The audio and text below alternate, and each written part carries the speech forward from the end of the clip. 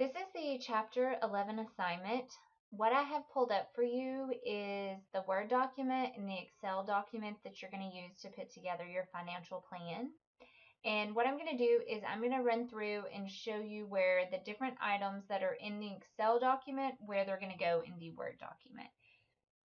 And just kind of talk you through what each of these pieces are on the Word document. So the first thing you're going to tell me is you want to tell me what your payroll expenses for the year will be. And so where you'll find those on your Excel sheet will be under your operating expenses. So if you look at selling salaries and wages, that is where you'll find your, make it a little bit smaller so we can go across easier. That's where you'll find your payroll for the year. If you did have non-selling salaries, like a manager, you could always put them in the non-selling category, or you can just put them all under selling salaries and wages, if they're actually going to do sales as well. And so the big thing is that you want to make sure that this total for the year for your salaries matches what you put in your Word document here. There's no set amount that you have to have for your payroll, but you do need to go back to your assignment that you've completed under, I think, Chapter 9. And in that assignment, you said how much you were going to pay your manager and assistant manager, and then how much you were going to pay sales associates, and you should be able to come up with what that number would be for the year. The next number you're going to come up with is you want to tell me what your hidden costs are. So what hidden costs are is just some money that you have on hand in the store monthly to just cover any small maintenance issues that you have, any software updates that happen, or small damages that happen. And the hidden cost is also listed under your operating expenses, and you're going to give me the monthly amount that you're going to set aside for that. Next, what you're going to do is you're going to give your sales. And so whatever year we're in, so for right now we're in 2018, this would be 2018, 2019, 2020. So it just depends on what year we're in right now. You're going to come up with your planned sales. So we need to move on our Excel sheet over from operating expenses to the planned sales sheet. And under the planned sales sheet, you can see the different classifications. So back in your assignment on your assortment, when you came up with so yours could be, if you have a boutique, it would be tops, it could be bottoms, it could be shoes, accessories, or your different classifications. And you should have, we came up with percentages of how much you're going to carry of each classification. So you're going to come into here under planned sales, and you're going to put in your classification. The sales you're going to fill in are going to be the sales in blue. So you're going to tell me for the first 6 months, how many sales are you going to make, and for the second 6 months, how many sales are you going to make. And when you add the 264 and the 240, it comes to the 504 that you see over here. The only other thing that you come up with in this document is you're also going to put in the percentages. And when you think about percentages, think about when you're going to have your most sales. So say you are targeting college students. You know that your sales are going to be low in the summer because they're going to go home for the summer. So that's something to think about, what percentages you would have there. Also, there's usually a spike in sales for back to school, before Christmas. And then also depending on when you do your annual sales. So say you do an annual sale in January, then you should plan to have high sales in January. And if you have a big sale in July, you would also have an increase in sales there. So that's something to think about too when you're putting that together. There is no set numbers that you need to use. I just ask that you don't copy the example.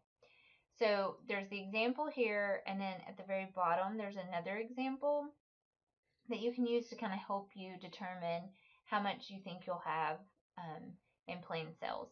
And another thing over on the Word document, from year to year, you probably need to show a gain from year to year.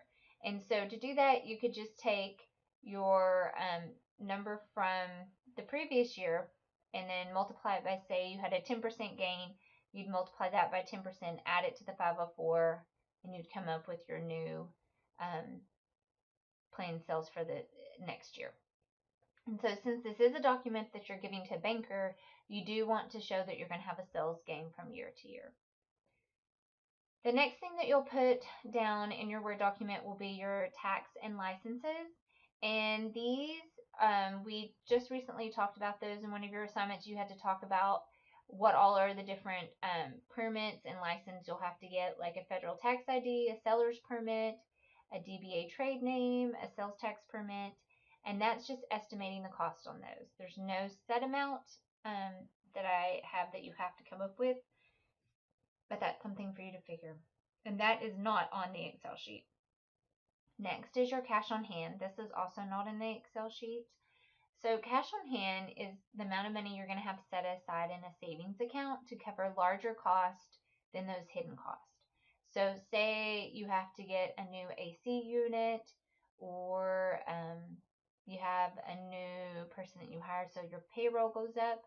That's where this cash on hand comes in. So for cash on hand, I've estimated for everyone to have at least $1,000 up to $5,000, and then for hidden costs could be anywhere from $200 to $1,000 is what I would say would be the range for you to use for your estimate. And then next, we're going to look at your loan. So if you'll remember in your second assignment, the cover letter, you said how much of a loan you were asking for when you wrote that cover letter to a banker. So I want to make sure that this number matches your cover letter, and then also you're going to put in your startup cost how much your loan was for up here on loan proceedings. So those two numbers need to match in Excel and Word, and then your cover letter. And then you also need to come up with your interest rate. So your interest rate on the loan would be anywhere from 5 to 10%. And then you need to tell me for how many months, basically years, will you have your loan for. And then you need to tell me that your loan is going to cover your startup cost. So where you get the number for the startup cost is once you put in all these different startup costs, it gives you your total startup expenditures. And that's where the $95,000 came in that was here. And then all of these numbers are these basic numbers here in the yellow that you're filling in. So I just want to make sure that these numbers match up. And all of your startup expenditures, these are just estimates that you're coming up with. If you go back, let's see if it's here, yeah. If you go back to your assignment under Unit 11, there's that Word example and Excel example that we're working on. But here's also some different articles that you can look at that will show you and talk about different estimates of your startup costs, start a business, how much fixtures will cost, those different things. So you can use those articles to help you come up with these numbers. Just so you know, an equity investment, that would be money that you put into start up your company. So that's money that you're not going to have to pay back, or it could be a family member that gave you money that you don't have to pay back right away. So that's what an equity investment would be. You can or cannot have this equity investment. It's totally up to you. Some other things that whenever we did our marketing section, if you said you were going to do any advertising before opening, this number should be matched back to those numbers. We also talked about computer equipment under Chapter 7 assignment. So you said how much your computer equipment to start up your business was going to cost. So you need to match this number right here to that. We also talked about signage, and you gave a number of how much your signage was going to cost. That should go back to that number and match up. We also talked about leaseholder improvements under the location plan. And so you need to make sure that the number that you came up for all of your improvements that you were going to do, like when you talked about if you're going to add a restroom or cash wrap or paint or lighting, that number should match back to this number as well. And this will give you our total startup expenditures. So moving down on our Word document, next we look at the revolving line of credit. And the revolving line of credit, you also mentioned this in your cover letter, how much of a revolving line of credit that you would ask for from a bank. So make sure that this number matches back to that. Revolving line of credit is not on your Excel sheet.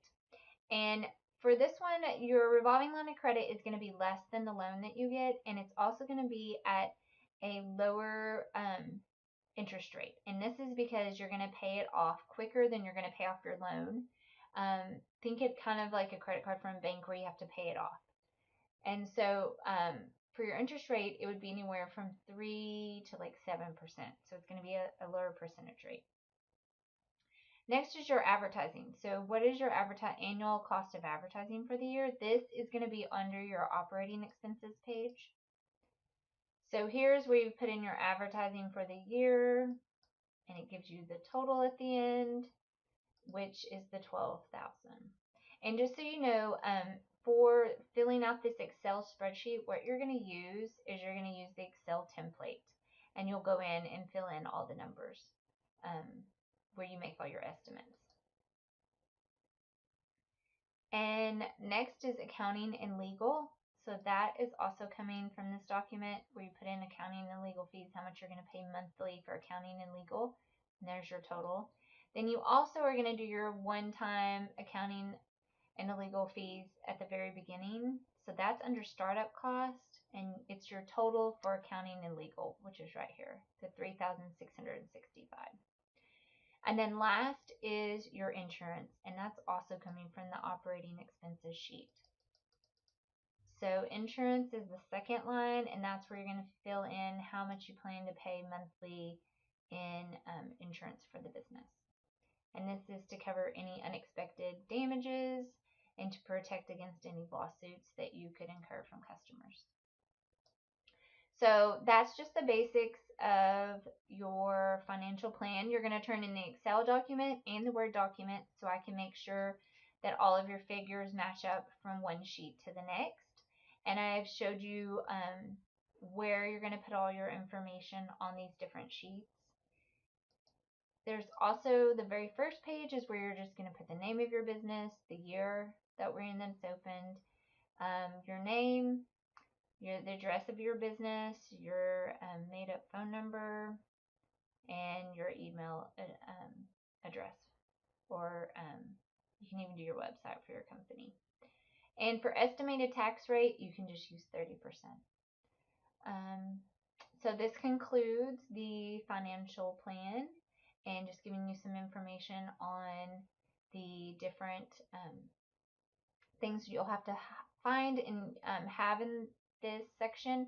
Also make sure that you always go back and that you look at the rubric, because the rubric is really going to tell you what exactly I'm looking for on that Excel and that Word document. So make sure you look at that as well. And that concludes Chapter 11 assignment.